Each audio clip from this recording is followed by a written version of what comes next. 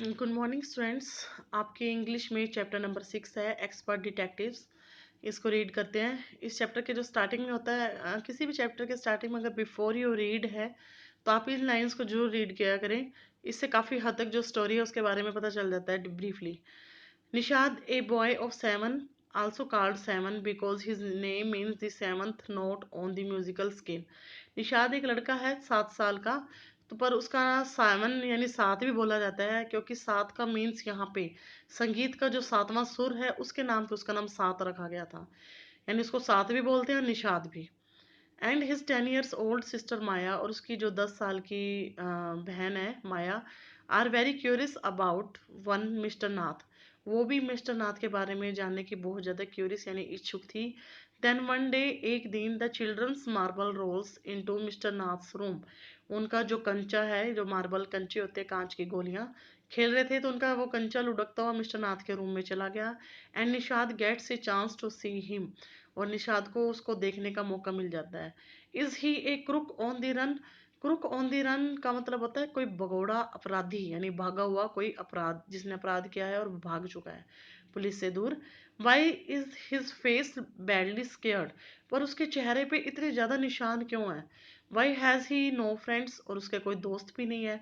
Nishad mother, जो निशाद की mummy है, ये डॉक्टर है। Knows mister Nath as a patient, जो मिस्टर नाथ को एक पेशेंट के रूप में जानती है, रोगी के रूप में। हु इज़ वेरी पोलाइट, जो बिल्कुल शांत है, चुप चुप रहने वाला है।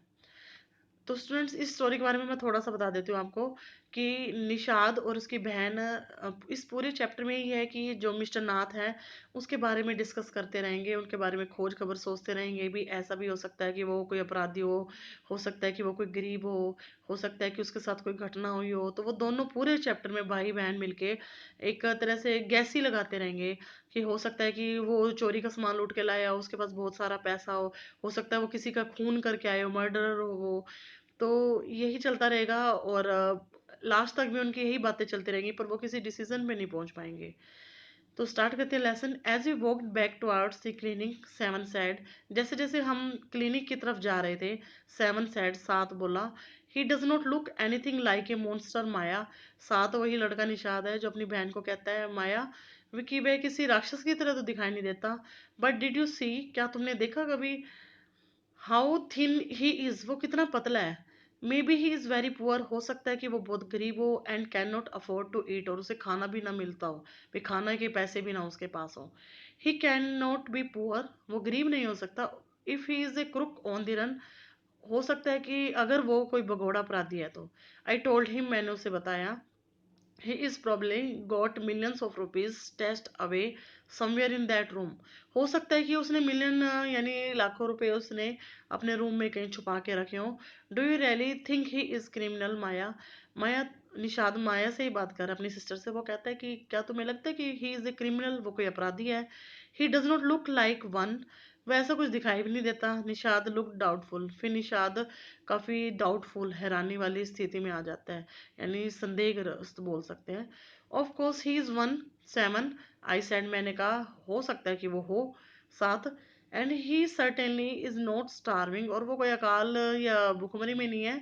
Mister Mehta told us that Ramesh brings his meal up from the restaurant downstairs. मुझे मिस्टर मेहता ने बताया था कि जो पास के जो रेस्टोरेंट है वहाँ से रमेश उसके लिए खाना भी पैक करवा के लाया था।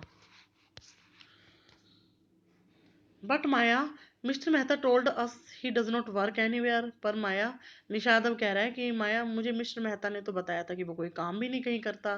सो how can he possibly have money to pay for food. फिर ये कैसे संभव है कि उसके पास खाने के लिए पैसे भी हों, निषाद ने कहा। एग्जैक्टली, आई एक्सक्लेम्ड, मैंने कहा हाँ हो सकता है, बिल्कुल सही बोल रहे हो। He must have loads of money hidden somewhere, उसने घर में कहीं बहुत सारे पैसे छुपा के रखे होंगे। May be in that trunk in his room, हो सकता है कि उसके कमरे में कोई ट्रंक हो, संदूक उसमें होगा। It is probably full of silver and gold and jewels and, हो सकता है कि वो संदूक है वो सोना और चांदी से भरा हो, गहनों से भरा हो। But rubbish, Nishad interrupted, Nishad ने एकदम से बात को काट के बोला कि क्या मूर्खों वाली बात कर रही हो। I know I am right stupid, I told him, मैंने उसे कहा कि मुझे पता है मैं सही हूँ। स्टूपिड यानी मूर्ख। बाय द वे, छोड़ो इस बात को, 7, डिड यू सी हिज क्या तुमने उसके जो चेहरे पे दाग देखे हैं? आई कुड नॉट, मैं नहीं देख सकते। इट वॉज टू डार्क, वो बहुत ज़्यादा इतने डार्क हैं, गहरे हैं। बट आई बेट, मैं शर्त लगा सकती हूँ, he got them during a shoot out with the police और समथिंग। हो सकता है कि पुलिस के साथ गोला बारी हुई है और उसमें उसके चेहरे पे निशान पड़ गए हो, या कुछ भी हो सकता है। निषाद said firmly, निषाद बोला कि mummy told us quite clearly they were burn scars. मेरे मम्मी ने बताया था कि उसके चेहरे पे जले हुए के निशान हैं। तो स्टूडेंट्स पूरे चैप्टर में भी यही चलेगा कि वो दोनों उसके बारे में गैस ही करते रहेंगे, भी ऐसे भी हुआ होगा, ऐसे हुआ होगा। पर उनका गैस ही चलता रहेगा, उनको खास क्लियर नहीं पता कि है क्या रियली। तो इस चैप्टर को अच्छे से रीड कर लेना। आगे के जो पॉइंट्स जो रह गए लाइन्स वो भी हम कर लेंगे।